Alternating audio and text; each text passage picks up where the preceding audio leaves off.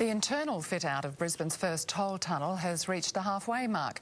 The Clem 7 tunnels on and off ramps are taking shape too, with the opening just a few months away.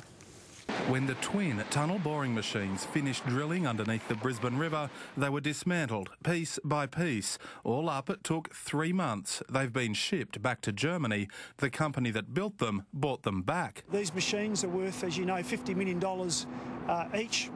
They don't just sit around idle, they're used on another project wherever possible. At Kangaroo Point, the tunnel on and off ramps are nearing completion, underneath a 70-tonne sculpture.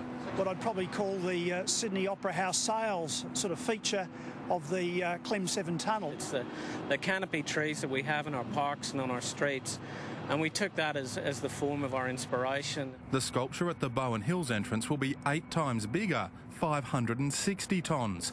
They're more than just art. As you drive into the tunnel, it helps your eye adjust by creating transitional lighting.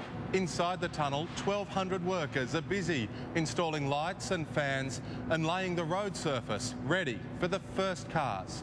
It's concrete, not bitumen. The grooves are deliberate, designed to channel water off the roadway. This project, which has been talked about for so long, is really getting to the final straight now. The Clem 7 will open around Easter next year. Michael Coombs, 7 News. The Iraqi government has ordered a security overhaul after at least 100 people were killed in twin truck bomb attacks. In Baghdad's bloodiest day in 18 months, another 600 people were injured. Iraq's foreign